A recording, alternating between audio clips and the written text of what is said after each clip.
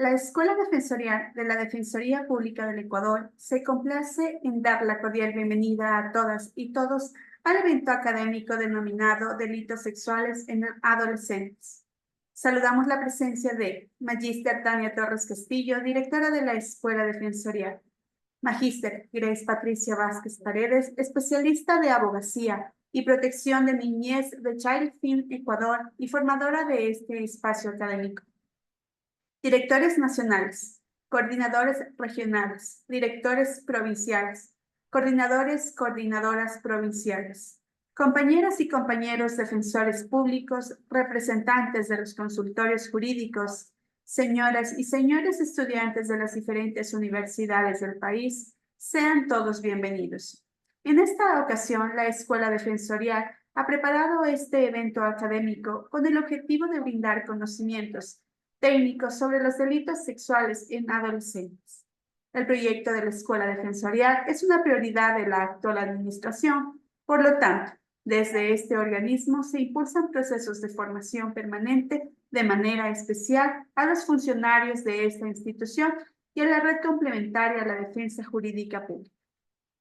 Para dar la bienvenida a esta jornada de capacitación, recibimos a la magíster Tania Torres Castillo, directora de la Escuela Defensorial. Muchas gracias, muy buenos días con todas y con todos.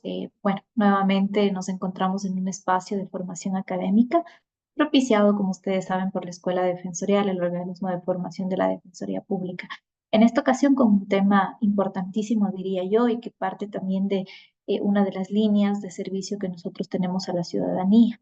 Específicamente vamos a hablar de lo que tiene que ver con delitos sexuales en adolescentes, que digamos es una materia que como defensores públicos la abordamos, pero además importante en actualizar nuestros conocimientos, tener un poco de data de las organizaciones que manejan estos temas directamente. Agradecer también a Grace Vázquez de la Fundación Child Fund, quien está en esta ocasión como ponente. Ellos han realizado algunos estudios importantísimos en la materia. Creo que aperturamos este espacio de la mejor manera. Recordarles, por favor, que tenemos 3 jornadas de formación para este curso. Es hoy, tanto en la mañana como en la tarde y el día de mañana. Entonces, pedirles estar atentos a las explicaciones que nos entrega nuestra formadora el día de hoy. Tratemos de hacer una conversación con ella, hacer las consultas que consideremos necesarias, justamente para poder también compartir nuestras experiencias. Muchísimas gracias una vez más. Les doy la bienvenida a todas y todos y gracias por darse cita una vez más en este espacio. Adelante, Andreita. Agradecemos las palabras de la magíster Tania Torres Castillo. Para el desarrollo del presente evento académico, recordamos a los asistentes las siguientes indicaciones. Para obtener el certificado de asistencia a este curso, es obligatorio que el participante cumpla con al menos 2 de los 3 registros programados. Se recuerda, el registro de asistencia se enviará a través del link que será remitido los 15 últimos minutos de cada jornada de aprendizaje. Se solicita de manera especial que se enciendan sus cámaras durante toda la sesión. Adicionalmente, si el participante desea intervenir o si tiene alguna duda o consulta mientras se desarrolla la ponencia, solicitamos gentilmente alzar la mano del Zoom. Reiteramos que no se debe utilizar el chat para el registro de asistencia. Con estas indicaciones saludamos y damos la bienvenida a la ponente del día de hoy, Magíster Grace Patricia Vázquez Paredes. Antes de darle la palabra, nos permitiremos leer unas breves líneas de su hoja de vida. Ella es socióloga, máster en políticas públicas de niñez y adolescencia, máster en desarrollo social. Ha realizado estudios en derechos humanos, género, relaciones intergeneracionales y movilidad humana. Cuenta con 25 años de experiencia en la protección de derechos de mujeres, niñez y adolescencia, juventud y personas adultas mayores. De esta manera, recibimos al magíster Grace Patricia Vázquez Paredes, quien abordará el tema violencia sexual y violencia digital en adolescentes. Bienvenida, doctora, tiene la palabra. Muchísimas gracias. Muy buen día con todas, todos. Desde Child Fund International, para nosotros es un Un gusto y también agradecemos muchísimo a Tania Torres por la invitación a este espacio. Consideramos que es importantísimo, ya lo vamos a ver por qué, el rol que la Defensoría Pública cumple en la protección y garantía de derechos de niños, niñas, adolescentes, que además es un tema en el cual Child Fund trabaja permanentemente durante más de 40 años en el país y que consideramos además que en este momento, en esta época, es fundamental. También yo lo voy a decir por algunos datos que tenemos. Bueno, brevemente solo indicarles que Child Fund es una organización de cooperación internacional, como ya lo mencioné, está en el país desde 1984. Tiene varios programas y proyectos de desarrollo, sobre todo y enfocados en los niños, niñas, adolescentes y jóvenes de 0 a 24 años. Trabajamos durante todo el ciclo de vida y lo que buscamos es su desarrollo integral y que vivan a plenitud sus derechos, los niños, niñas, por supuesto, y sus familias. En ese sentido, trabajamos sobre todo en las provincias de Imbabura, Carchi, Tungurahua, Cotopaxi y Pichincha, y también con programas de derechos de movilidad humana en otras partes del país. Tenemos más de 186,000 personas con las cuales trabajamos en distintos ámbitos y también Child Fund realiza un fuerte proceso de incidencia en el Estado ecuatoriano, en la Asamblea Nacional en este momento, que justamente se está discutiendo y formulando el nuevo Código Orgánico de Protección Integral de la Niñez y Adolescencia, en las leyes de primera infancia y también con el Estado ecuatoriano en la parte en su ámbito ejecutivo, en donde consideramos que es importantísimo, sobre todo la formulación, implementación, seguimiento y evaluación de política pública referente a la protección de niñez. Entonces, solamente eso, una breve introducción muy rápida de lo que es Child Fund y voy a permitirme compartir con ustedes en la pantalla para que podamos arrancar con la exposición. Por favor, pedirles, como ya lo mencionó nuestra querida anfitriona, que por favor las preguntas las vayan colocando seguramente en el chat. Eh, Vamos a ver si hacemos vamos a ir parando de pronto en algunos momentos para ir respondiendo a las preguntas. Bueno, a mí me han pedido que hable sobre la violencia sexual y la violencia digital en adolescentes. Y desde ese ámbito me gustaría un poco mencionar que vamos a abordar algunos temas que probablemente ustedes ya tienen por su experiencia un acercamiento y una conceptualización bastante importante, entonces los vamos a pasar de una forma más rápida. Pero yo sí quisiera hacer énfasis en algunos temas que me parecen importantes y en los que consideramos que en general, no solamente la Defensoría Pública, sino en general el Estado ecuatoriano eh, y la sociedad civil, tenemos como deuda y como una responsabilidad no cumplida con los niños, niñas y adolescentes. Entonces vamos a un poco hablar sobre el contexto social y cultural de las violencias en adolescentes, la tipología, las características de la violencia sexual, de la violencia digital, algunos factores de riesgo y protección, los temas de impacto psicológico y social, algunas definiciones que consideramos que son importantes y después algunas preocupaciones que consideramos que la Defensoría Pública puede, desde el rol que tiene, también tomar muy en cuenta el momento que estamos hablando de delitos sexuales en adolescentes. Quisiera empezar con algunos datos. Child Fund tiene una experticia en desarrollar estudios especializados. Acabamos, de hecho, de publicar en febrero un estudio sobre la situación de derechos de niños, niñas, adolescentes en el Ecuador y hemos tratado de recoger la información más actualizada porque partimos del hecho de que en los últimos años, como muestra la evidencia, eh, el Estado ecuatoriano y la sociedad en general han invisibilizado a los niños y niñas. Hemos dejado de discutir cómo proteger, cómo garantizar sus derechos. Tenemos una política pública fragmentada, de pronto solo ubicada en algunos temas, como el combate a la desnutrición crónica, en donde se han hecho importantes avances, pero hemos dejado otros aspectos importantes de la atención y la garantía de derechos de los niños, niñas y adolescentes sin una respuesta intersectorial, eh, interinstitucional coordinada. No contamos con un plan nacional de atención de la niñez y adolescencia. Ustedes saben que está ya en discusión aproximadamente 5 años lo que era en principio la reforma al CONA, ahora el nuevo Código Orgánico de Protección Integral de la Niñez, lo que también ha tenido una consecuencia grave en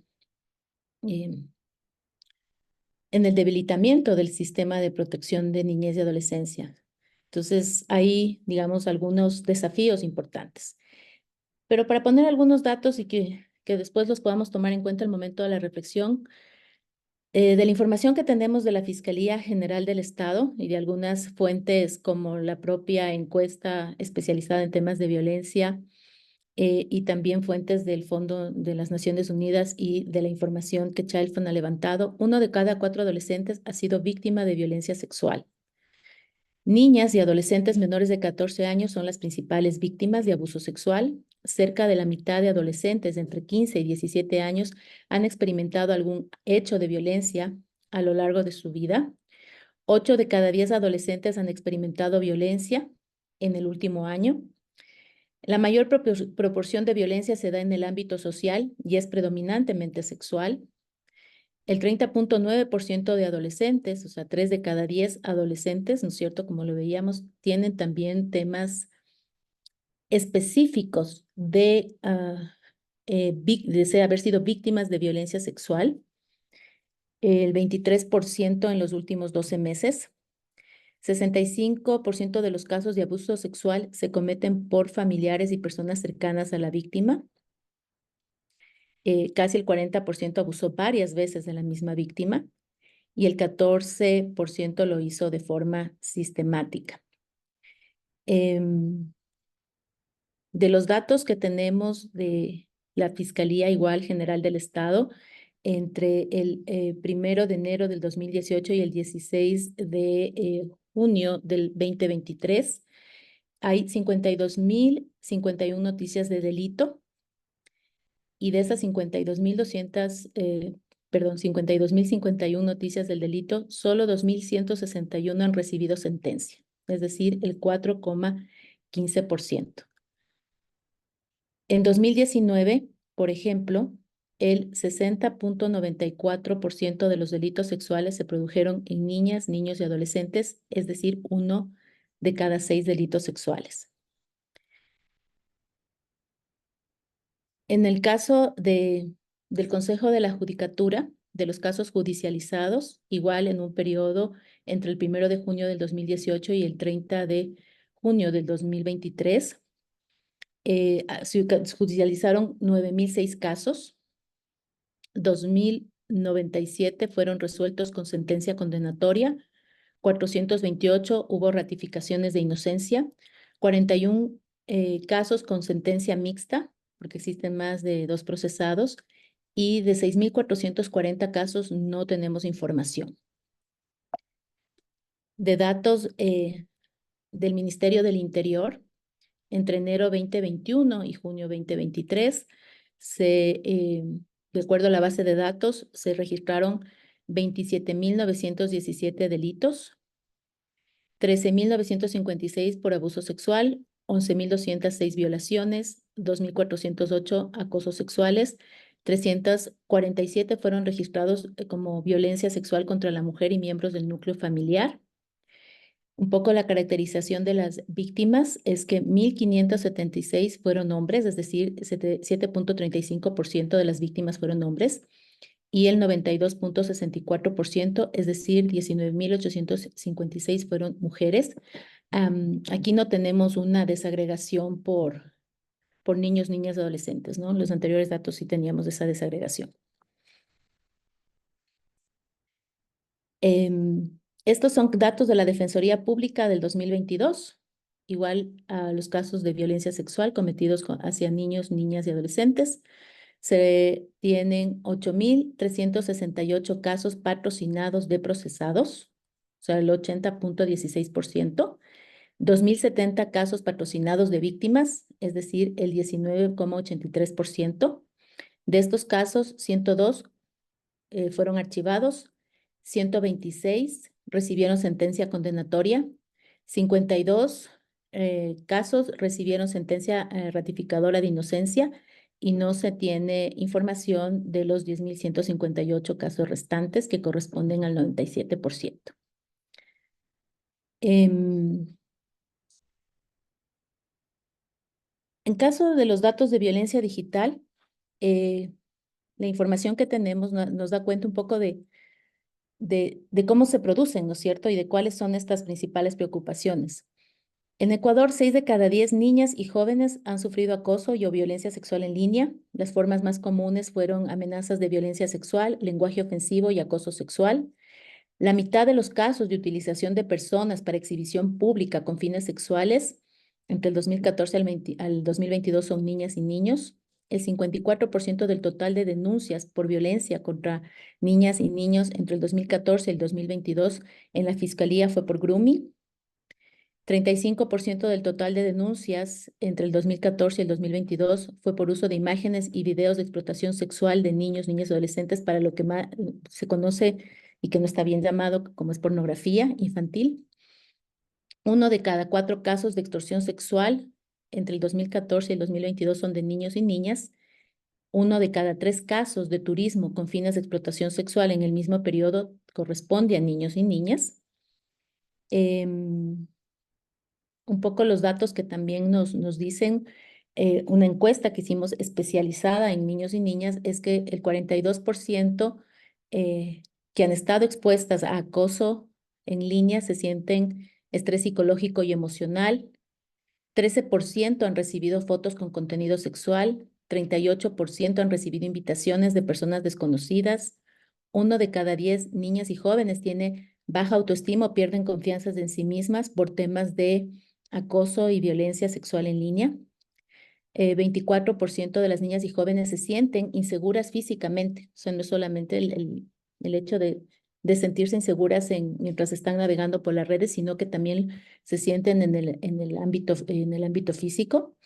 8 de cada 10 niñas y jóvenes en el Ecuador han recibido amenazas de violencia sexual por redes sociales de forma frecuente. Y el acoso de niñas y adolescentes en redes sociales se produce principalmente en Facebook, con un 40%, 23% en Instagram, 14% en WhatsApp, 10% en Snapchat, 9% en Twitter, que ya no es Twitter, sino X, y 6% en TikTok. Entonces, esos son un poco los datos que tenemos. Y de ahí se desprende algunas constataciones que nos gustaría mucho que ustedes las puedan tomar en cuenta. Hay un sentido de impunidad respecto de los delitos sexuales y de los delitos digitales. Y eso ha generado que muchas familias y muchos niños, niñas y adolescentes que han sido víctimas de violencia sexual, de acoso sexual en el mundo físico y también en línea, no lo denuncien, no lo reporten, no lo informen. Y esto pasa por lo que veíamos, ¿no? Por este dato que habíamos como registrado al inicio, precisamente respecto de que solo el 4.15% de los casos denunciados efectivamente han recibido sentencia. Entonces, ahí nos parecía muy importante que podamos también comprender que los niños, niñas y adolescentes son particularmente vulnerables a las violencias y sobre todo a violencia sexual. Esta suele tener también un componente de género. Son las niñas y las adolescentes quienes se encuentran más expuestas. Sin embargo, también es importante decir que hay pocos estudios en el caso de niños y adolescentes hombres, quienes también están siendo víctimas de violencia sexual, pero por temas culturales y sociales hay muy poca información y muy pocas denuncias. Del análisis también se desprende que la violencia está en diferentes ámbitos: educativo, laboral, de pareja, social, familiar. Afecta de forma desproporcionada a las generaciones más jóvenes. De hecho, son niños, niñas, adolescentes y jóvenes hasta los 29 años quienes más han sufrido o quienes más han sido víctimas de violencia sexual y de violencias digitales. Existe un alto nivel de subregistro. No todas las personas víctimas de violencia la denuncian por distintas razones. temor a represalias, la estigmatización, la revictimización, la falta de confianza en el sistema de administración de justicia. Y en algunos de los testimonios que tenemos de niños y niñas es que no nos creen. Esa fue un poco el resumen de varios testimonios de niños y niñas que, siendo víctimas de violencia sexual y habiendo contado a un adulto, el adulto simplemente no le creyó. Y también en el caso de las violencias sexuales y las violencias digitales, sobre todo en los más pequeños, no siempre son identificados por las víctimas, pero a medida que van creciendo, también hay una negación de ese hecho por el impacto psicológico que tiene en la vida de las personas. Y por eso hablamos siempre de este, ¿no es cierto?, derecho a este silencio que pueden tener las víctimas durante largos periodos de tiempo hasta que efectivamente aceptan o se dan cuenta de que han sido víctimas de violencia sexual y de violencia digital. Hace poquito estuvimos reunidos con adolescentes hablando de este tema y uno de los chicos, ya de 17 años, nos dijo, yo acabo hace muy poquito tiempo de darme cuenta que fui víctima de violencia sexual digital, ¿no? Entonces, claro, le preguntamos qué había pasado. Él dijo que tenía una novia, su enamorada, su novia se fue de viaje, un poquito mayor que él, tenía 14 años, ella 16. Se fue de viaje, fue creciendo, ¿no es cierto? Y en esas idas y venidas, ella comenzó a pedirle, por ejemplo, fotografías y videos íntimos, un poco en este ejercicio que nosotros conocemos que se da muy frecuentemente como es el sexting. Sin embargo, era una relación de ida, o sea, de ida, solo de ida, digamos. Él era el que proporcionaba los videos y proporcionaba las fotografías, no ella. Y claro, finalmente esta joven utilizó esas fotografías con fines comerciales, comenzó a comercializarlas entre sus compañeras del colegio en el que estaba estudiando. Y para él era un tema como muy natural, hasta que como él decía, hace poquito me di cuenta que había sido víctima de esta violencia sexual. Entonces, estos son testimonios que van, digamos, un poco dando cuenta de que no siempre los niños, niñas, adolescentes tienen esta capacidad de identificar que están siendo víctimas, pero también nos pasa, y en algún momento vamos a discutir hacia el final seguramente de esta conferencia, que también en algunos casos tardan en darse cuenta que son agresores. Y ese es un tema que también necesitamos discutir. En todo caso, me gustaría aquí también indicarles que una de las fuentes de información que tenemos respecto del tema de violencia sexual es el Ministerio de Educación. El Ministerio de Educación, a partir del caso Ampetra, desarrolló un sistema que le permite recoger y tiene que reportar mensualmente data respecto de los casos de violencia sexual que han sido identificados dentro del sistema educativo. Y ellos hasta septiembre del 2023 reportaron 21.046 casos que fueron detectados o cometidos en el Sistema Nacional de Educación. De estos casos, 15.681 fueron cometidos por personas que estaban por fuera del sistema educativo, pero cercanos a los niños, niñas y adolescentes, o sea, familiares o amigos cercanos, ¿no? Los restantes 5.365 casos están relacionados con violencia sexual cometida por personas dentro del sistema educativo, 2.790 por parte de docentes y en menor número autoridades, 221 por personal administrativo de limpieza y 2.354 casos con otros estudiantes. Entonces, o compañeros del aula. Entonces, esos son un poco los datos que tenemos. Toda esta información lo que demuestra, en suma, es que tenemos factores sociales, culturales y hasta económicos que han llegado a naturalizar el tema de la violencia sexual y la violencia digital. Y ahí un poco yo suelo decir que todavía las definiciones nos quedan cortas. Esta definición que tenemos de violencia sexual respecto de estos actos cometidos sin el consentimiento de la víctima, que incluyen el abuso sexual, la agresión sexual, explotación sexual, acoso y violación, que también pueden incluir actos que no involucran penetración o contacto físico y que tienen que ver, por ejemplo, con el uso de las tecnologías.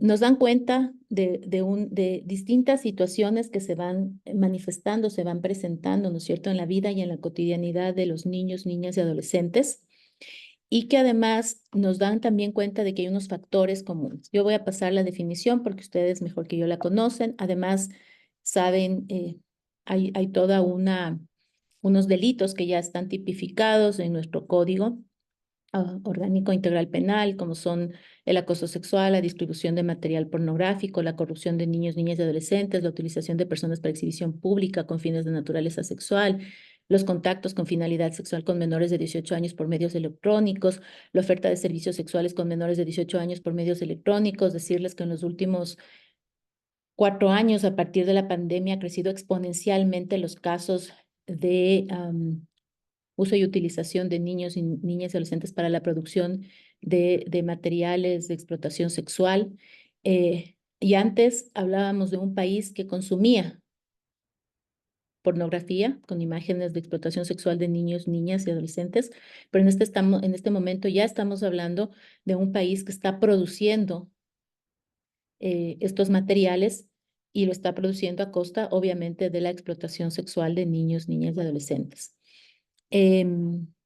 La violencia digital, quisiera comentarles que es tan real como la violencia que se ejerce fuera del mundo virtual. O sea, es decir, para los niños, niñas y adolescentes, la experiencia de la violencia sexual a través de medios digitales, de temas como el grooming o la sextorsión o el propio acoso sexual, es, es tan real como el recibir un acoso sexual en la calle, ¿no?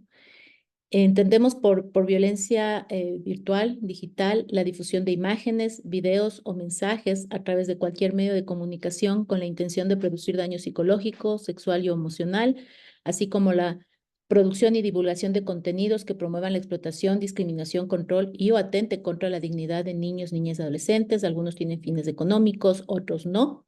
Sin embargo, quiero decirles que los impactos que tiene en la vida de los niños y niñas de este tipo de violencia es similar a la violencia física que puedan estar recibiendo. Y los impactos psicológicos en algunos casos pueden ser mayores.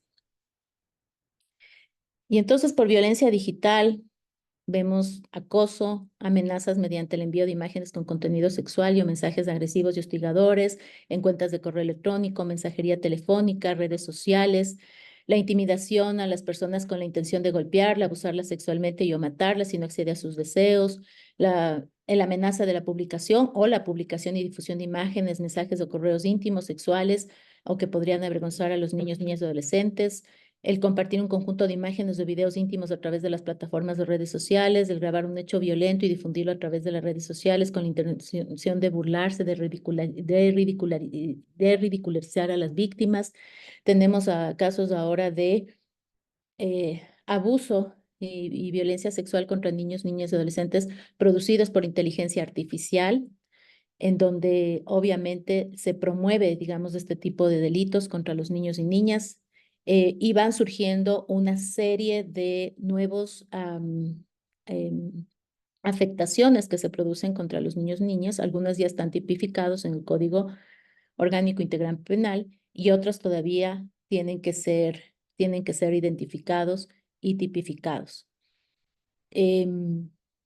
Entre las principales formas de violencia sexual que hemos identificado en el mundo digital, digamos de la violencia digital, está el cyberbullying, que es este acoso repetido a través de mensajes electrónicos, redes sociales o plataformas de comunicación digital, ¿no es cierto?, que afectan sobre todo la salud mental de los niños, niñas y adolescentes.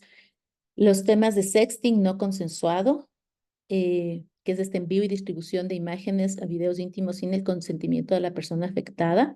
Y yo quiero decirles que aquí hay una discusión muy fuerte que hemos tenido en algunos espacios porque se ha querido tipificar el sexting como un delito. Nosotros hemos mencionado que el sexting es una práctica que la llevan adelante muchos adolescentes y muchas personas adultas, que es este envío, intercambio, ¿no es cierto?, de las imágenes de corte íntimo que tiene de alguna forma un consentimiento.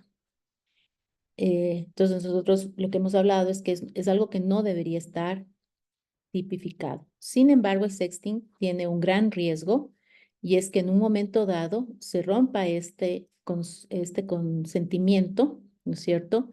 Y alguna de las partes envíe y distribuye estas imágenes sin el consentimiento de la persona afectada. En algunos casos lo puede hacer eh, con el fin de hacer daño, ¿no es cierto? Y en otros con el fin de extorsionar o de chantajear a las personas, y entonces ahí estamos hablando de extorsión, y hay finas líneas que es necesario siempre identificar para entender la gravedad de esta práctica, el riesgo que conlleva y cuándo se convierte en un delito. Hace poco hemos tenido también tuvimos con el Ministerio de Educación el desarrollo de un protocolo especializado para abordar las violencias digitales que surgen precisamente de una sentencia de la Corte Constitucional que habló y habla del sexting. Y que después ya la discusión de fondo es que no era un caso de sexting, en realidad fue un intercambio, ¿no es cierto?, de fotos íntimas que se realizaron y obviamente una adolescente de 12 años, se reunieron adolescentes de 12 años, se tomaron fotos en una pijamada y luego una de las distribuyó estas fotografías a los compañeros de clase y a otros estudiantes de otros colegios. Lo hizo esta distribución. Entonces nosotros estamos claros de que no era un caso de sexting, sin embargo, así fue presentado a la Corte. Y la sentencia lo que nos da cuenta es de la necesidad, sobre todo, de seguir avanzando y seguir conociendo cómo se van produciendo estas vulneraciones, ¿no es cierto?, de los derechos en el mundo digital, esta violencia digital, y cómo tenemos que cada vez ir desarrollando elementos que nos permitan su adecuada tratamiento y, por supuesto, avanzar en los temas del tratamiento de delito cuando se convierte en un delito y cuándo abordarlo desde otros ámbitos para, por supuesto, poder atender a las víctimas, sancionar a los agresores, pero miren que este caso era de adolescentes de 12 años, mujeres, ¿no? O sea, es también la necesidad de seguir comprendiendo estos temas. Y los casos de grooming, que es este acoso sexual, ¿no es cierto? Esta estrategia utilizada por adultos para ganarse la confianza de niños, niñas y adolescentes a través del Internet con el objetivo de abusar sexualmente de ellos. Es una práctica que ha estado creciendo exponencialmente en los últimos años y que, sin embargo, todavía no es una práctica identificada. Nosotros tenemos muchos casos de padres y madres que hasta que ya se ha producido un hecho muy grave, se dan cuenta de que esta situación la estaban viviendo sus hijos e hijas, ¿no? Entonces aquí, como les decía, hay un desconocimiento marcado por brechas digitales, marcado también por que no necesariamente los adultos entendemos qué es lo que está sucediendo en el mundo digital, que también se vuelve un ejercicio hasta cierto punto de no queremos, y nos han dicho muchos padres, es que yo no quiero y respetar el espacio individual, ¿no es cierto?, de mi hijo o hija. Entonces, sin embargo, no es un tema de irrespetar, pero tampoco han generado procesos de conversación para entender qué es lo que está pasando y qué su hijo o hija está haciendo en las redes sociales, para qué las está utilizando, con quién está comunicándose, que no es quitarle el teléfono y comenzar a revisarle las redes, que implica procesos también de conversación y de otros aspectos. Sin embargo, un poco quería comentarles en qué punto de la discusión también estamos en los temas de estas formas de violencia digital, muchas de las cuales ya están, por supuesto, y como ustedes saben, tipificadas. ¿Cuáles son las características comunes, los perfiles? Hay dinámicas de poder y control.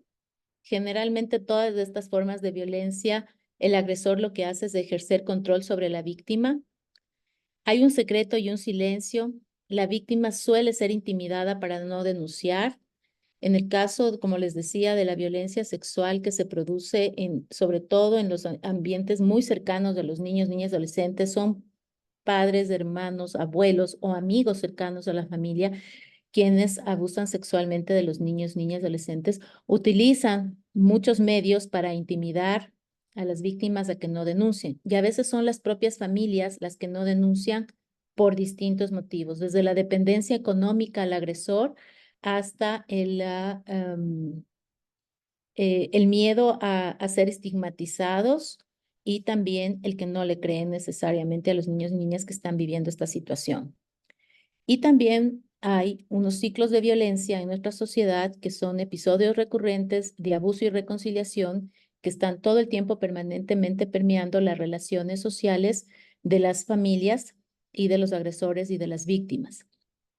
Los perfiles que hemos identificado: menores de edad, mujeres jóvenes, personas con discapacidad, niñas, adolescentes, jóvenes con discapacidad, y hay que decirlo, y que tristemente la mayoría de los casos de violencia y de abuso sexual son producidos por personas cercanas a la víctima y también por individuos que ya tienen antecedentes de violencia, que pueden empezar por violencia física, psicológica y decantan en la violencia sexual.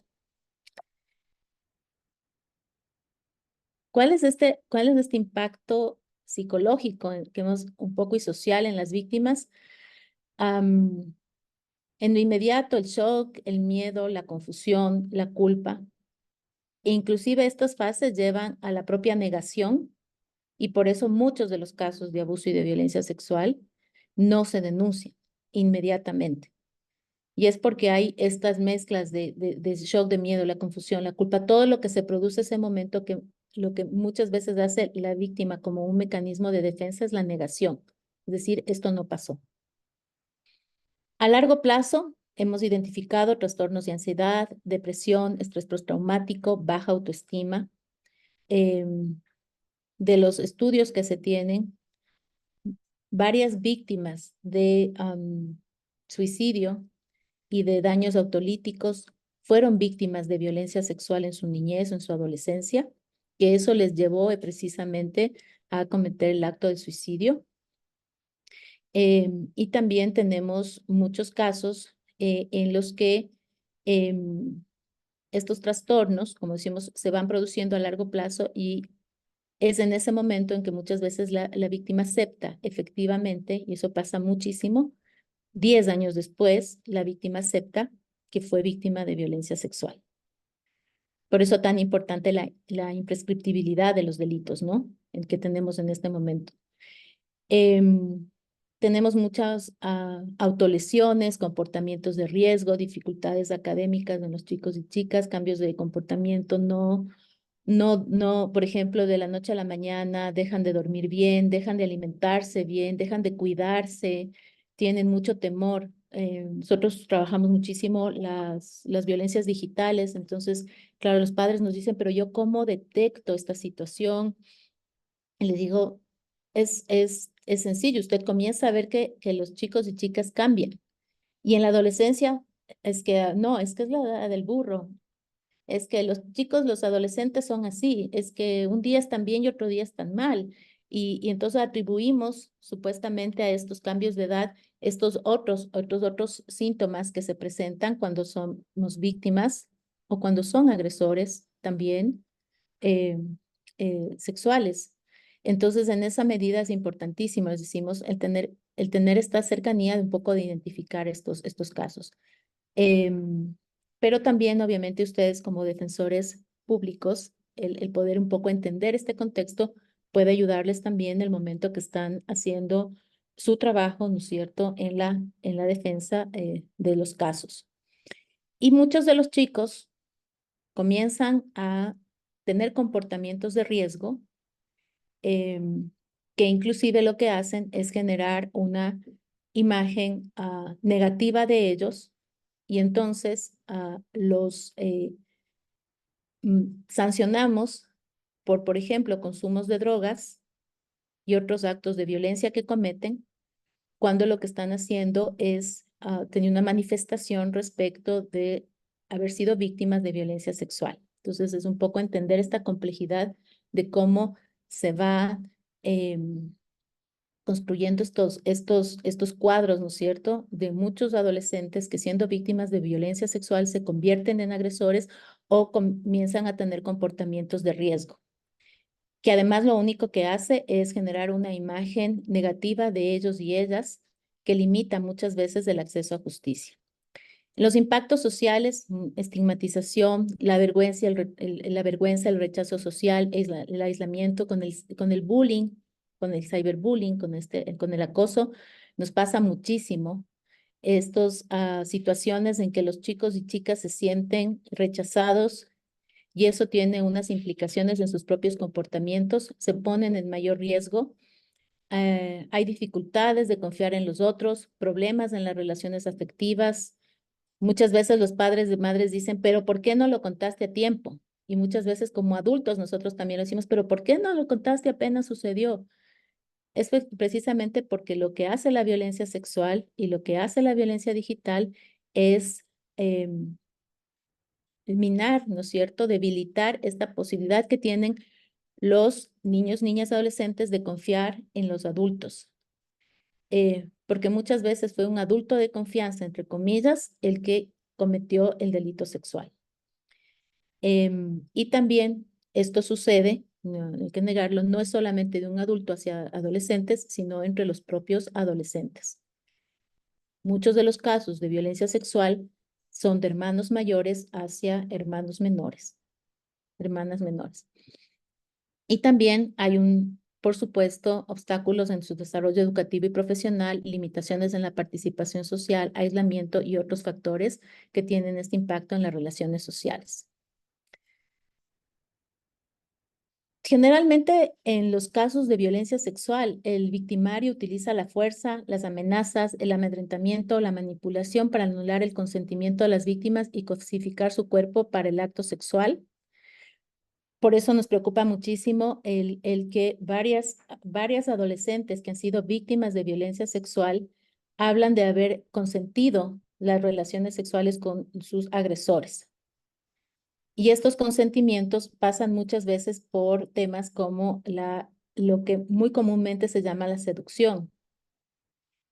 Nosotros lo vemos de eso no solamente como un problema de dilucidar, difícil de dilucidar en el ámbito jurídico, sino también lo vemos que está muy arraigado por el contexto cultural. ¿Qué producen las víctimas la violencia sexual? Sentimientos de impotencia, incapacidad para defenderse, afectando directamente el control y la autonomía sobre su propio cuerpo, el lugar más íntimo donde se va produciendo y donde se va construyendo también los temas identitarios. La mayoría de violencia sexual, de la experiencia que tenemos, produce los síndromes de depresión, ansiedad, tristeza, el estrés postraumático, estas conductas autolesivas, los trastornos alimenticios, afectaciones a la salud mental, puede prolongarse durante toda la vida y en situaciones con extremas, como les decía, conlleva el suicidio. También, producto de la violación sexual, se producen embarazos no deseados y esto también tiene implicaciones mayores en la propia integridad de las niñas, adolescentes y mujeres. Y también a estas afectaciones, la violencia sexual afecta también derechos sexuales y reproductivos, así como el desarrollo de la libre personalidad, la autonomía de los chicos y chicas.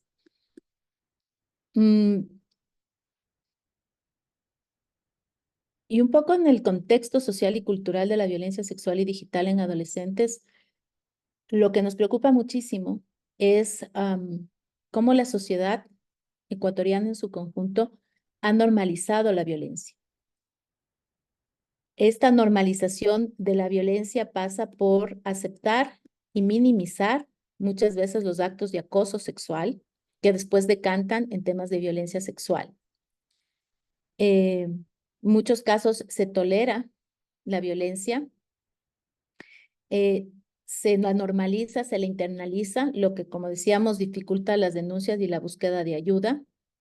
La sociedad sigue culpabilizando a las víctimas y justifica las acciones de los agresores. Además, hay una exposición constante a la violencia, lo que genera un ciclo de repetición, y esto lo que hace es que sigamos repitiendo y la víctima se vuelve en agresor en muchos de los casos, y eso ha sucedido con varios de los y las adolescentes, sobre todo los adolescentes han cometido delitos sexuales. Tenemos toda una serie de estereotipos de género que imponen roles restrictivos y desiguales para hombres y mujeres, limitando sus oportunidades y sus derechos. Tenemos normas tradicionales que promueven la sumisión femenina, por ejemplo, y la dominancia de lo masculino, y eso lo que hace es crear estos espacios fértiles para la violencia sexual. La violencia es utilizada como un mecanismo para mantener y reforzar los roles de género tradicionales. Las actitudes y creencias sexistas justifican los temas de abuso y coerción por parte de lo que se espera, ¿no es cierto?, de cómo debería actuar. Por eso decíamos que hay que tener como mucho cuidado cuando hablamos de adolescentes, hombres y mujeres víctimas de violencia por parte de adultos, en donde desde los 14 años puede haber un consentimiento de la víctima, pero hay que entender muy bien cómo se dio ese consentimiento, en qué contexto, precisamente por estas, por estas creencias culturales, ¿no es cierto?, en las que tenemos respecto de los roles de sumisión de lo femenino frente a lo masculino. Tenemos también medios de comunicación que a menudo están trivializando los temas de violencia, que están además enviando mensajes de una sociedad sexualizada. También tenemos, como decía, casos en los que la víctima es sancionada socialmente por ser víctima, es culpada por haber sido víctima. Y además de esos mensajes y esos estereotipos de género que se envían desde los medios de comunicación siguen reforzando estos roles tradicionales. También hay una cobertura sensacionalista de la violencia que puede exacerbar el miedo, la percepción de inseguridad y también el tema de precisamente la no denuncia. También tenemos una dificultades desde la educación para abordar los temas de una educación integral de la sexualidad, que además deja vulnerables a los adolescentes frente a los temas de la desinformación y sobre todo tenemos una educación sexual, entre comillas digo educación sexual, plagada de mitos sobre el sexo y las relaciones. Hay poco conocimiento sobre el consentimiento, los límites personales, lo que además facilita en muchos de los casos los cometimientos de actos y delitos de violencia sexual.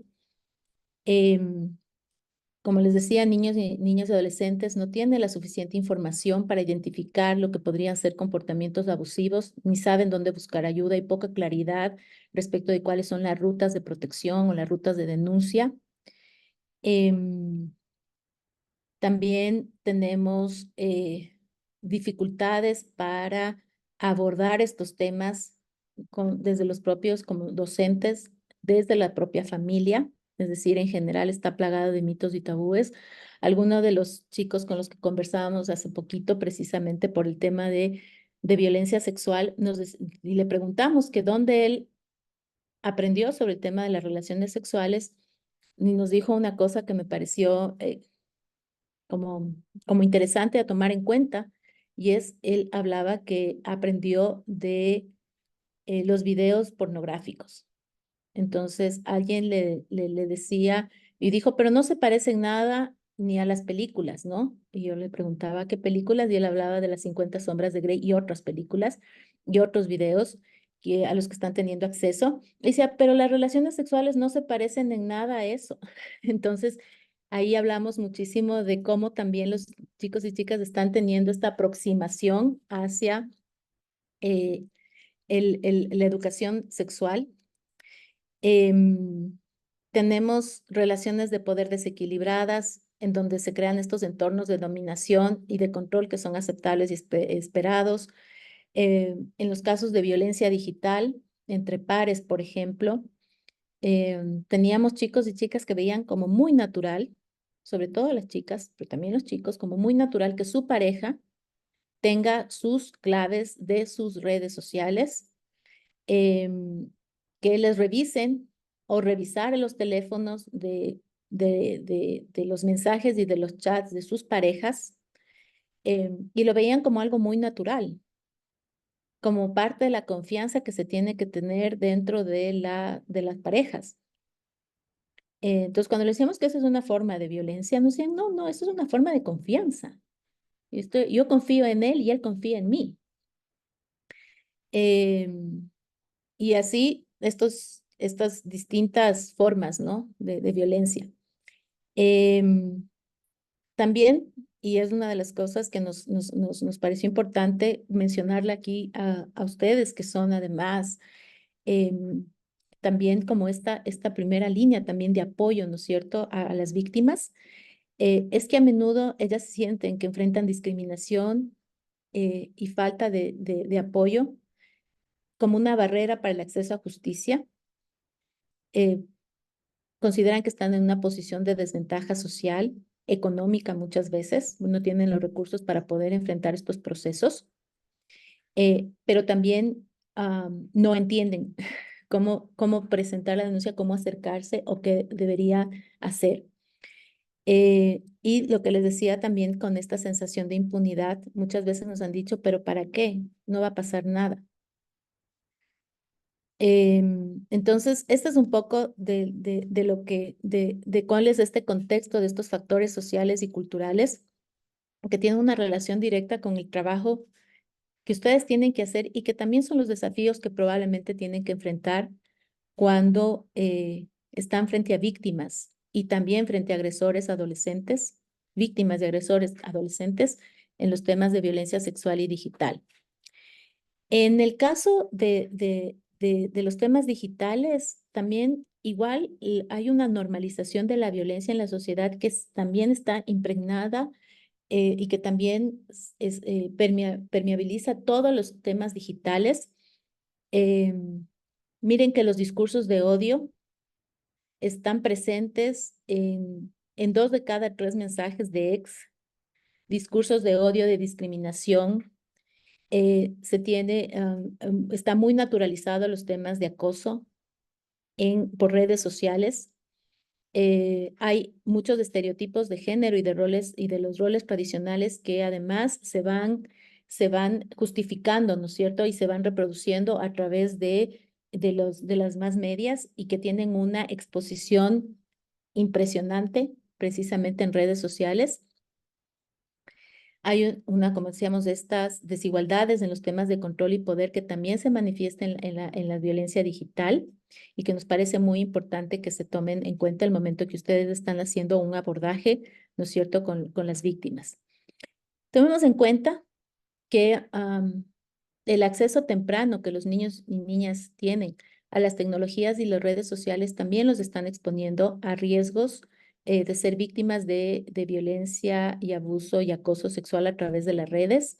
Nosotros tenemos casos ya hablamos de algo que se llama la niñera digital, y lo que ha pasado mucho es que los padres y madres, para, entre comillas, entretener a sus hijos e hijas desde los 2 años, inclusive desde antes, desde los 2 años, lo que hacen es darle el teléfono celular, ponerles videos o ponerles entonces esta exposición a los...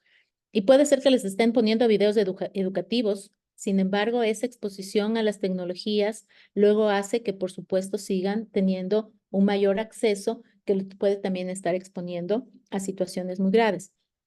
Ahí es importante decirles que nosotros trabajamos mucho el tema de cultura digital y hablamos muchísimo de la importancia que tienen las tecnologías y el uso del seguro del Internet para el desarrollo, para la educación, para la comunicación, para el entretenimiento. La aplicación en este momento de las tecnologías de la información nos ha permitido alcanzar altos niveles de desarrollo y seguirá en el futuro exponencialmente teniendo esos niveles de desarrollo. Entonces es importante. No es mala la tecnología, eso hablamos con niños, niñas, adolescentes y jóvenes. Sin embargo, tiene varios riesgos. Y ahí está nuestra responsabilidad para que aprendan y para que aprendamos todos cómo trabajar y mitigar con esos riesgos y cómo podemos volver entornos más seguros. También nos hemos dado cuenta que el anonimato y la desinhibición en el entorno digital hace mucho más propenso los temas de violencia.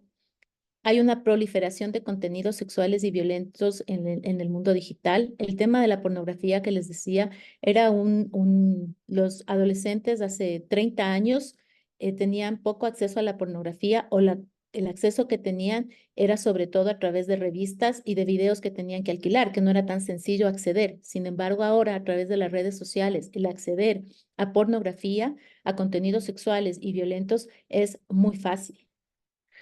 Y también hay una presión social, ¿no es cierto? También desde cómo se construye esta imagen de los adolescentes a través de las redes sociales, y eso tiene mucho que ver también con los temas de violencia sexual. De los entornos vulnerables que hemos visto, y que es importante que ustedes también tomen en cuenta cuando hablamos de víctimas y agresores en los temas de violencia sexual en adolescentes, familias disfuncionales. Usamos este término con precaución y cuidado. Las familias que lamentablemente han roto sus vínculos internos, que tienen mucha conflictividad, y además familias que han tenido antecedentes de violencia. Comunidades con alta prevalencia de violencia y lamentablemente en el Ecuador tenemos comunidades con alta prevalencia de violencia, pero en general yo quiero decirles también que la violencia sexual y la violencia digital no está solo asociado a la pobreza. La violencia sexual y digital está presente en todos los estratos sociales.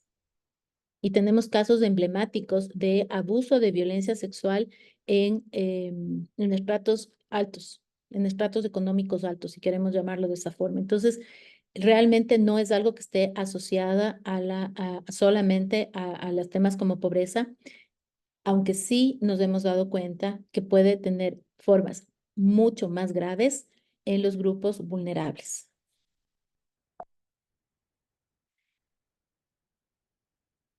Y aquí me voy a detener muy rápidamente poniendo algunos ejemplos de la normalización de la violencia sexual, porque consideramos que es importante que precisamente desde el ejercicio que hacemos podamos también sancionar estas conductas abusivas no consensuadas, ¿no? Que a veces se aceptan como parte de las relaciones interpersonales y se minimizan debido a eso, ¿no? El acoso sexual en las instituciones educativas por parte de profesores, compañeros de clase, es algo visto como normal o inevitable. Las bromas, los comentarios de naturaleza sexual a menudo se toleran, no se reportan debido al temor a las represalias o la creencia que es parte de crecer. Y que muchas veces es que todos son así, es que de esta forma se actúa. Ay, solamente te hizo un piropo, ay, solamente te alzó la falda, etcétera, etcétera. ¿No es cierto? Que vamos minimizando. En el ámbito familiar suele ser ocultado, se considera un secreto de familia. Las víctimas pueden ser silenciadas por la presión de mantener la unidad familiar, por el temor al estigma social, por la dependencia económica al agresor. Eh, Muchas veces y muchos padres han dejado de denunciar los abusos por miedo al qué dirán, por miedo a los vecinos, por miedo a la sanción de la comunidad. En los contextos actuales, por miedo, por ejemplo, a los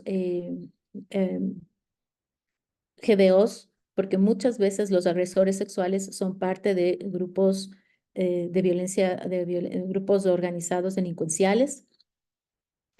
Hay algo que nosotros también cuestionamos, pero igual lo estoy poniendo aquí, que es esta cultura de la violación, de esa aceptación de la violación, que es cuando se culpa a las víctimas por su vestimenta, por cómo se comportan, por la situación en la que estuvo. Ah, es que te fuiste a tomar con tus amigas, entonces si te violaron es tu culpa porque estabas borracha.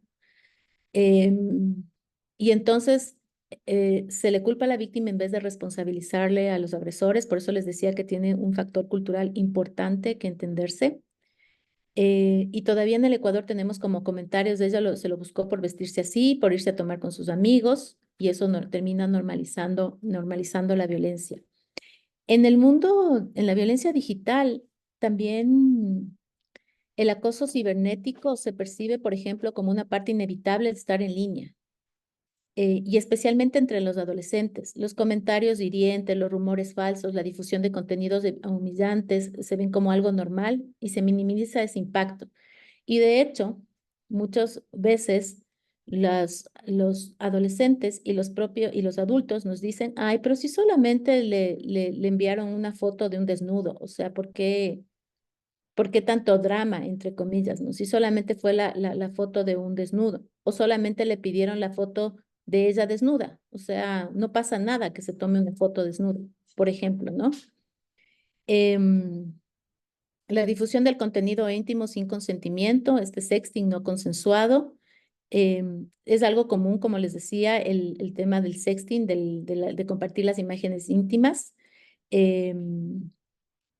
Es una práctica común en los adolescentes, por eso no creemos que tiene que ser criminalizada. Sin embargo, lo que estamos muy claros es que se ha vuelto una práctica común también el compartir estas imágenes y el tener argumentos como es solo una broma, todos lo hacen, no pasa nada. Y también tenemos los casos de grooming y manipulación en línea, en donde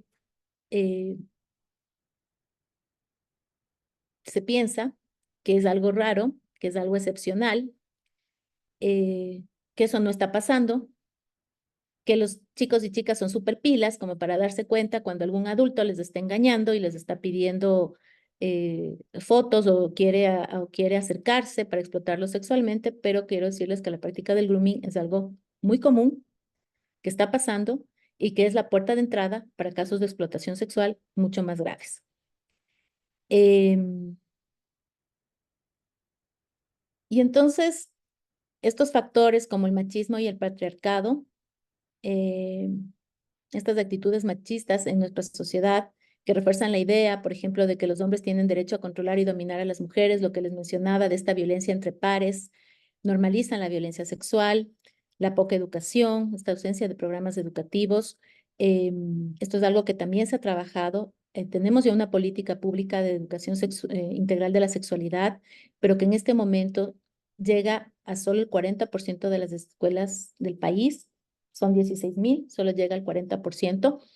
Entonces, obviamente no hay todavía una difusión amplia ni un trabajo permanente en el sistema educativo sobre el tema, sobre la educación sexual integral, la estigmatización y la victimización que enfrentan las víctimas, lo que les desalienta a denunciar, cuestionar su credibilidad, cuestionar su moralidad. Las víctimas, por ejemplo, adolescentes LGBTIQ+, tienen muchas dificultades de que se les crea cuando han sido víctimas de violencia sexual, precisamente porque, entre comillas, su condición LGBTIQ+ las hace propensas a eso, las hace buscar, digamos, ser víctimas de violencia sexual. Miren lo grave que es y lo que nos han dicho los chicos y chicas. La influencia de los medios de comunicación y, por supuesto, las desigualdades de género también tienen mucho que ver en cómo se maneja y cuáles son estos factores que contribuyen a la normalización de la violencia sexual y digital en el Ecuador. Y todos estos patrones culturales y sociales permean también el momento que se presentan las denuncias y permean también cómo nosotros vemos a las víctimas y cómo vemos a los agresores. ¿Cuáles son factores de riesgo y de protección? Hay factores de riesgo y protección individuales, por ejemplo, la baja autoestima, la historia de abuso previo, los problemas de salud mental, la violencia doméstica, la negligencia, la falta de supervisión en el tema familiar, en el tema social, la pobreza, los temas de marginación, la falta de acceso a servicios de apoyo, en los temas culturales, las normas de género rígidas, la tolerancia social a la violencia. Y en factores de protección hemos visto que trabajando temas de autoestima, de habilidades sociales, del acceso a la educación, de una relación familiar positiva, de una supervisión adecuada, de un apoyo emocional y un acompañamiento, de unas redes de apoyo, de accesos a servicios de salud y justicia, de programas comunitarios, de normas sociales igualitarias, de la promoción de los derechos humanos, pueden ayudar, por supuesto, a frenar los temas de violencia sexual y de violencia digital. Esta parte la voy a pasar más rápido, pero yo quisiera también aquí manifestarles que nosotros consideramos que la adolescencia es una etapa decisiva y única en el desarrollo del ser humano.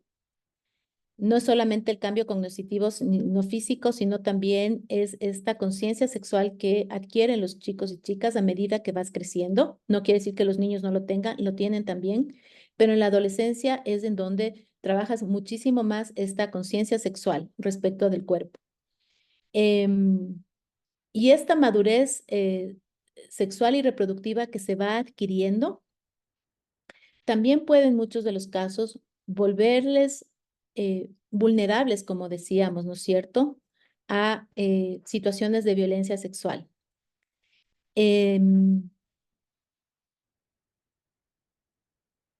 Los y las adolescentes son titulares de derechos independientemente de su edad.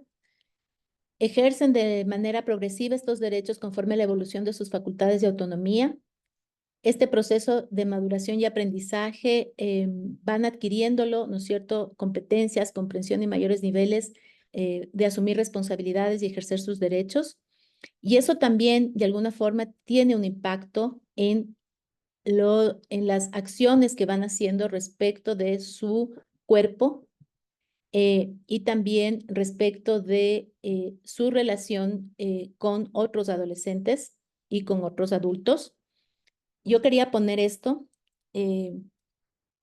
porque todavía, como les decía, el ejercicio de la sexualidad en nuestra sociedad está plagada de mitos, de tabúes, que precisamente tienen este impacto negativo en la protección que podemos ofrecer a los chicos y chicas, a los y las adolescentes, el momento que comienzan a ejercer su vida sexual en la adolescencia. En el Ecuador es la edad en donde los chicos tienen la edad, digamos, en donde los chicos están teniendo relaciones sexuales ha disminuido.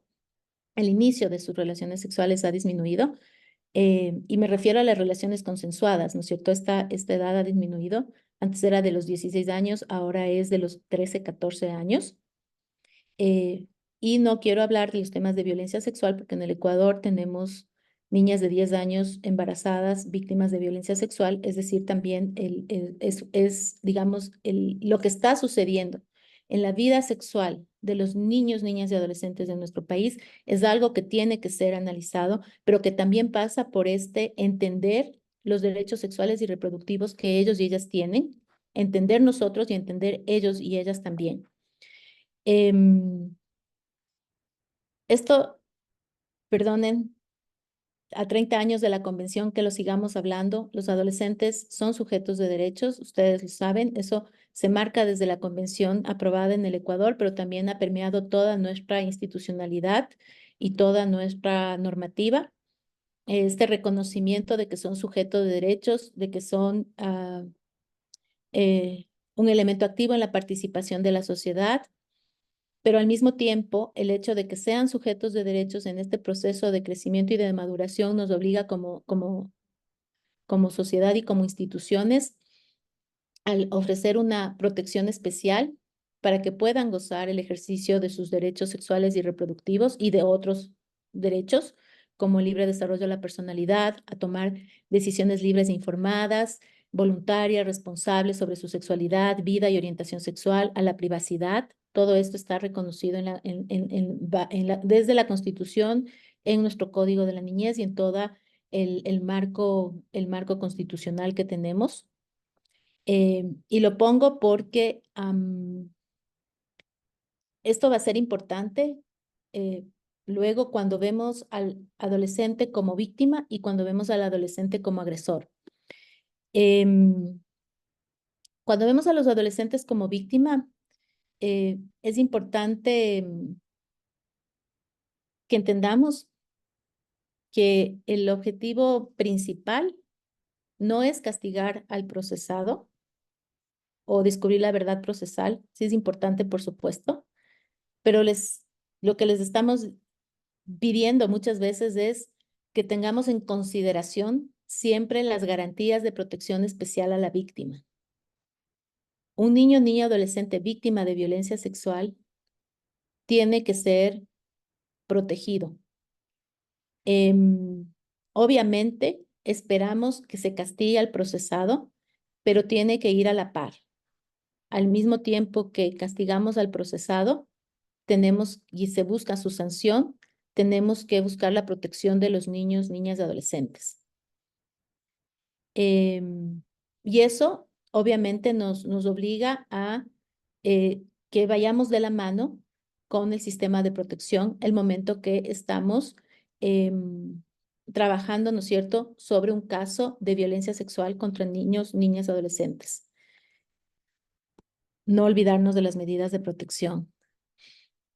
Los adolescentes como agresores, también entender el entorno en el que vivimos, ya lo mencionamos, estas normas que perpetúan, ¿no es cierto?, esta dominación masculina y esta objetivización de las mujeres, y que además esto tiene influye en el comportamiento de las y los adolescentes, sobre todo de los adolescentes, esta exposición a la violencia en el hogar, en la comunidad, a través de los medios de comunicación, la accesibilidad que están teniendo al contenido sexual explícito y a veces violento, que distorsionan estas percepciones sobre el sexo y el consentimiento.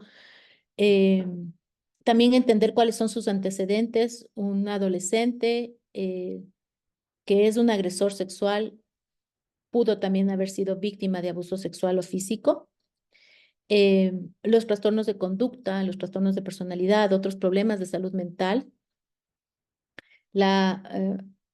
poco acceso que puede tener a los temas de educación sexual y, por supuesto, los temas de baja autoestima que también pueden tener implicaciones, sobre todo en sus comportamientos violentos como una forma de afirmarse.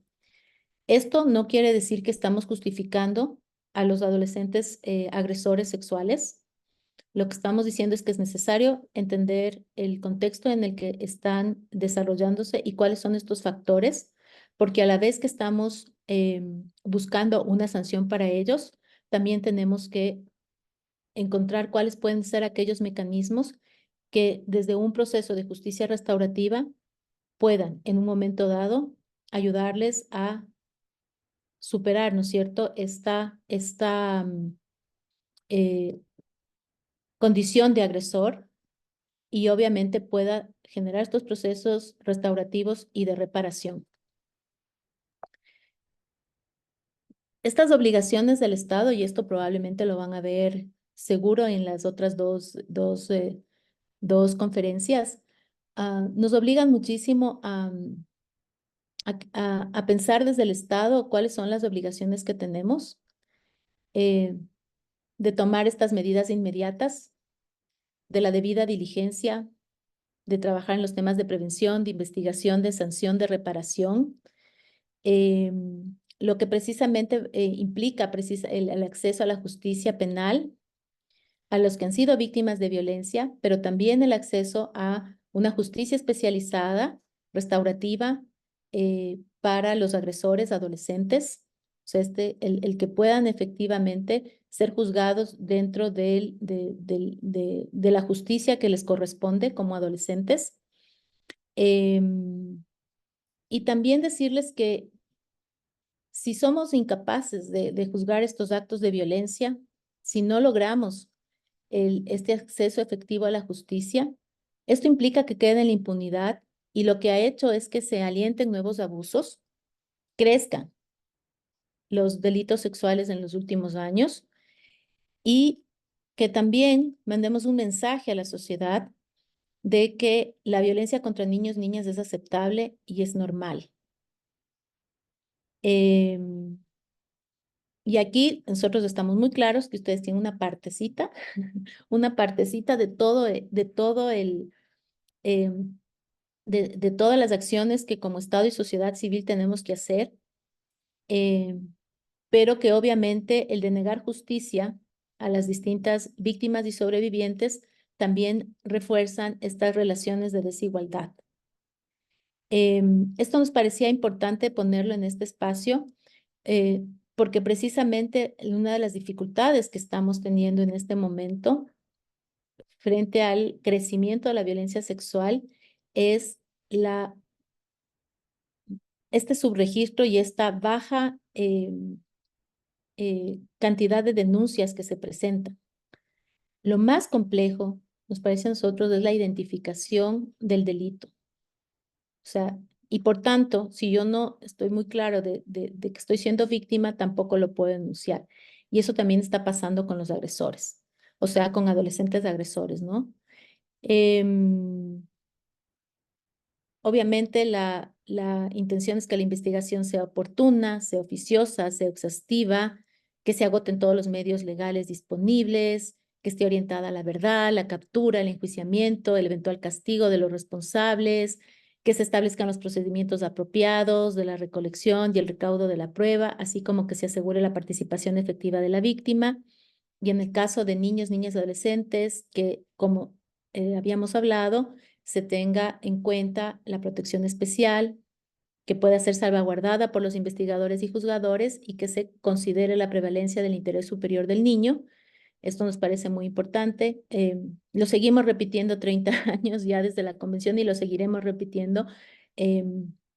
Necesitamos continuar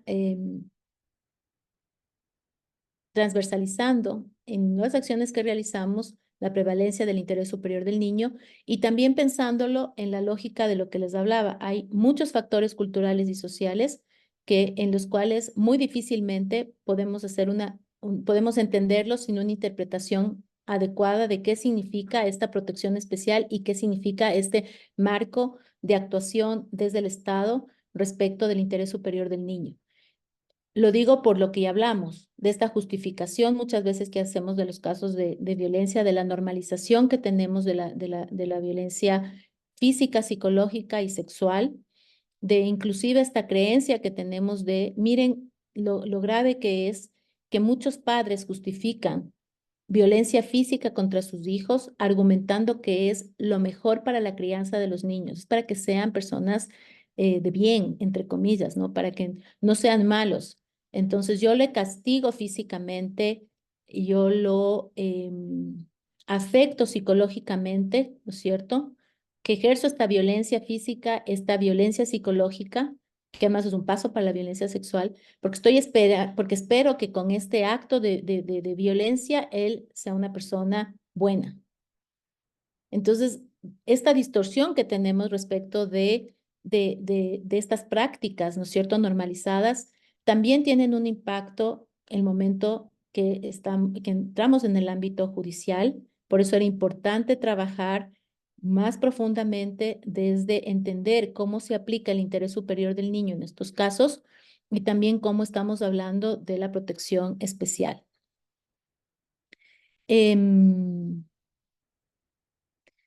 Yo me permití, y esto seguramente ustedes lo manejan mejor, como yo les dije, yo soy socióloga, trabajamos mucho desde el ámbito de reconocer, de entender el fenómeno de la violencia sexual y la violencia digital, de entender los factores sociales, culturales, de también entender cuáles son las barreras del acceso a justicia. Ustedes mejor que yo saben que hay una serie de normas que nos obligan, ¿no es cierto?, a tener en cuenta el momento que hacemos un ejercicio, ¿no es cierto?, de acceso a justicia con niños, niñas víctimas de violencia sexual, pero como yo también siempre digo, de agresores. Y yo aquí me quiero pasar solamente un par de diapositivas porque me parece que esto a la final ustedes ya lo saben y es que necesitamos sobre todo que podamos entender, ¿no es cierto?, esta obligación que tenemos todos los que estamos involucrados.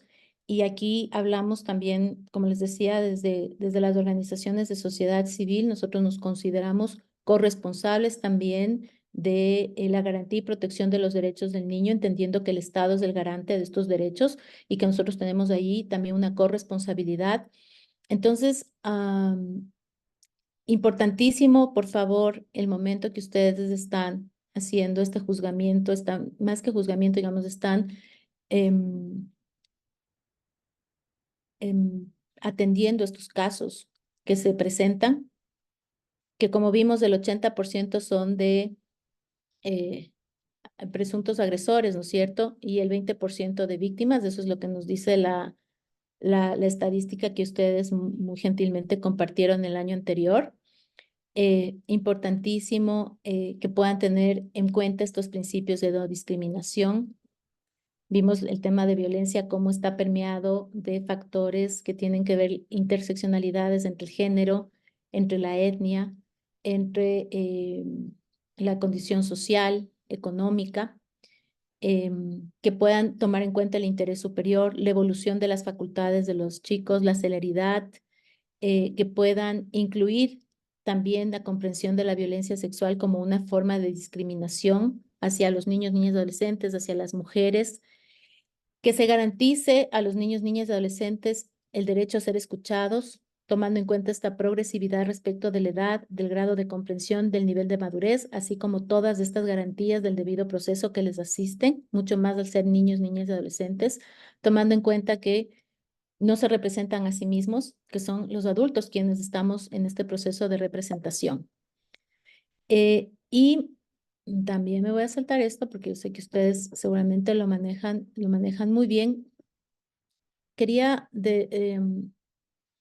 poner dos temas que nos parecían importantes. El primero es que cuando hablamos de violencia sexual y de violencia digital, estamos hablando de un ámbito importante que son los derechos sexuales y reproductivos. Y ahí nos interesa muchísimo el que también el momento que ustedes están atendiendo estos casos, se pueda analizar, digamos, integralmente, no solo las afectaciones, sino también el impacto, ¿no es cierto?, que los casos de violencia sexual y digital tienen en la vida de los adolescentes y de las adolescentes, tanto de aquellas que son víctimas o que son ellos y ellas que son víctimas, como de ellos y ellas que pueden ser agresores. Y hablábamos del tema de los derechos sexuales y reproductivos porque nos preocupa que muchas veces nos centramos solamente en el hecho específico de la violación o del abuso sexual y no en todos aquellos otros derechos que también están siendo afectados por la vulneración de este derecho. Y entonces por eso hablábamos de los derechos sexuales y reproductivos, del derecho a la integridad. Y aquí solamente ya para ir terminando y dar espacio a las preguntas, si es que existen, y invitarles a que los puedan hacer. Uno de los temas que más nos ha preocupado en los temas de violencia sexual y reproductiva y de la violencia sexual y de la violencia digital es cómo comprendemos la autonomía de los adolescentes respecto de su corporalidad y su genitalidad, del consentimiento a la participación en actos sexuales o de connotación sexual, así también como de todas aquellas acciones u omisiones que pueden conducir a violentar, digamos, este derecho, ¿no es cierto? ¿Por qué los poníamos aquí? Porque hasta hace pocos años se discutía mucho del tema del consentimiento y de la no existencia de consentimiento de los adolescentes menores de 18 años. Ustedes saben, y hay una sentencia constitucional que reformó en ese sentido el COIP, y en donde ya comenzó a hablarse del consentimiento que puede haber en adolescentes entre 14 y 18 años para el tema de relaciones sexuales. Sin embargo, ustedes saben que hasta hace poco tiempo, la mayoría de casos de adolescentes en conflicto con la ley penal, con medidas privativas de libertad, era precisamente por adolescentes que habían sido sancionados por violencia sexual, por abuso sexual, por violación. Y cuando, una vez que se hacían, digamos, un poco más comprender el fenómeno, en realidad eran relaciones consensuales entre adolescentes, relaciones sexuales consensuales entre adolescentes, Sin embargo, la familia o los adultos, por los factores culturales y sociales que vimos, pusieron una denuncia por violencia sexual. Entonces, sabemos que ya hay la sentencia, conocemos del esfuerzo que se está haciendo porque efectivamente se cumpla. Sin embargo, consideramos que cambiar patrones culturales y sociales lleva mucho tiempo y que esos patrones sociales y culturales influyen directamente y, por supuesto, en cómo, cuándo, por qué se presentan las denuncias y también en cómo se está viendo a los agresores y a las víctimas. Entonces, lo poníamos en ese sentido porque nos parece que es un tema importante a seguir discutiéndolo y que ustedes también lo tomen en cuenta el momento que están manejando este tipo de casos. Y el otro tema que nos parecía importante, es el tema del consentimiento. O sea, digamos, perdón, ya tenemos una sentencia sobre el tema del consentimiento. La invitación es a que podamos trabajar, digamos, con esta sentencia cuando enfrentamos casos de adolescentes vistos como agresores sexuales, ¿no es cierto? Y cuando hablamos de relaciones consensuales entre pares, importantísimo el tomar en cuenta los temas de consentimiento. Yo no voy a profundizarlo, seguramente, como decía, lo van a hacer en otros espacios, pero nos parece importante mencionarlo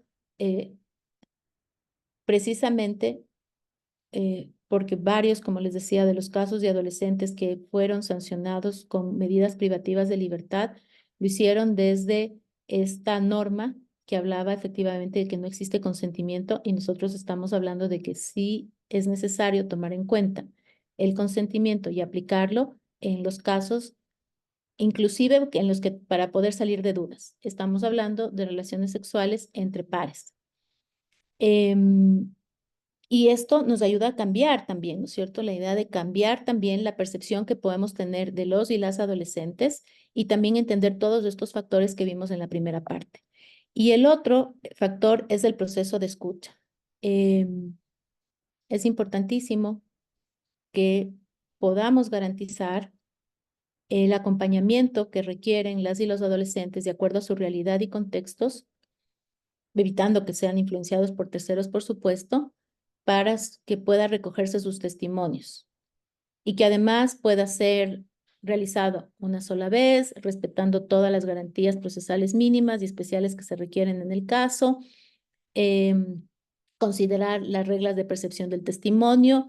Este proceso de escucha a nosotros nos parece muy importante que se lo pueda tomar en cuenta en todos los ámbitos en los que estamos hablando, sobre todo en temas de violencia sexual y de violencia en el mundo digital. Porque de los testimonios y de las acciones que tenemos, lo que más nos preocupa es esta percepción que tiene la sociedad de que como están en un proceso de maduración y crecimiento, no tienen voz. Su testimonio no es válido. No importa lo que digan. El mundo adulto es el que tiene la razón. Y porque también cuando estos procesos de escucha no se llevan de la forma adecuada, llevan a los procesos de revictimización, que también es uno de los temas que necesitamos abordar de una forma definitiva, porque lo que estamos haciendo también en los procesos de revictimización es ahondando los problemas de salud mental, de afectaciones en el ámbito psicológico que pueden tener las víctimas y también los agresores, adolescentes, respecto de los delitos de violencia sexual y respecto de los delitos asociados con la violencia en el mundo digital. Entonces, esos eran como los aspectos que queríamos poner, como estos nudos críticos que veíamos al final de las distintas conversaciones e investigaciones que hemos realizado, de la aproximación que hemos tenido a víctimas, a adolescentes que han sido víctimas como agresores también en los temas de violencia digital y en algunos casos de violencia sexual. Y estas son las preocupaciones que traemos a este espacio y que también tomando en cuenta que ustedes, como decía, son esa puerta también de acceso a la justicia, lo tomen en cuenta el momento que están abordando estos casos y estas preocupaciones obviamente van de la mano de algunas de las evidencias que ya había hablado en el inicio y que ha significado también el desestimamiento de muchas de las víctimas desisten de continuar los procesos eh, porque no son comprendidas, porque demoran muchísimo, porque no han tenido ningún tipo de acompañamiento a más del jurídico. Por eso hablábamos de la necesidad de que a la par que va el proceso judicial pueda garantizarse un proceso de protección en donde la víctima pueda tener acceso y el agresor, si es que es un adolescente, también pueda tener acceso a servicios de acompañamiento psicológico, que pueda también tener espacios, ¿no es cierto?, donde se puedan ir garantizando derechos como la educación, como la salud. Es decir, a la par que estamos trabajando el proceso judicial, podamos trabajar procesos de protección. La escucha, este proceso de escucha, que pueda garantizarse con todos los requerimientos que eso tiene, evitando sobre todo los procesos de revictimización que ahondan el daño psicológico que se puede hacer a las víctimas. Y también desde el seguir trabajando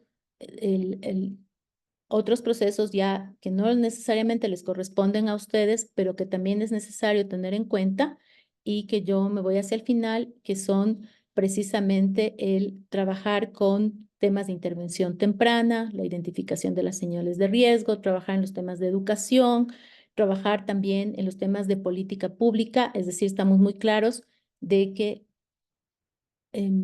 cuando estamos hablando de la protección de niños, niñas y adolescentes y cuando estamos hablando del acceso de justicia, estamos hablando de un sistema que tiene que funcionar articuladamente y en donde también estamos muy claros de que existen muchos desafíos y estas son un poco como las preocupaciones que queríamos traer a este espacio con ustedes al hablar de los temas de violencia sexual y de violencia digital. Entonces, muchísimas gracias y yo dejo el espacio a nuestras anfitriones para las preguntas.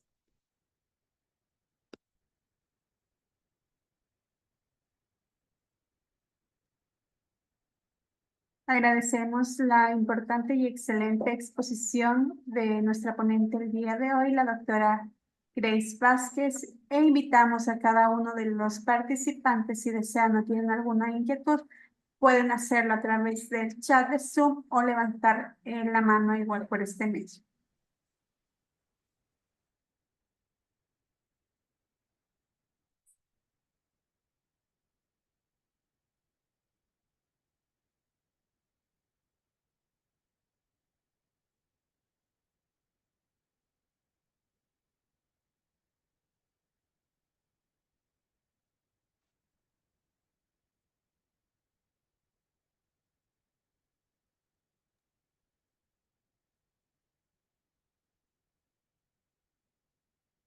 Al no existir ninguna inquietud y pensar que todo está claro, a nombre de la dirección de la Escuela Defensorial y de la Defensoría Pública del Ecuador, agradecemos a todas las autoridades presentes, a la facilitadora del día de hoy y a los demás asistentes por su importante participación en esta jornada de aprendizaje.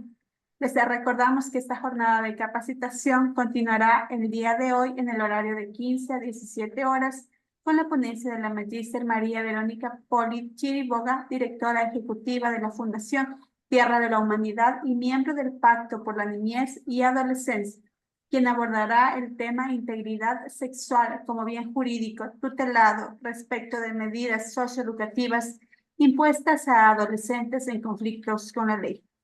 Buenos días con todas y con todos. Muchísimas gracias, doctor. Muchísimas gracias a todos y todas. Que les vaya muy bien en su importante labor.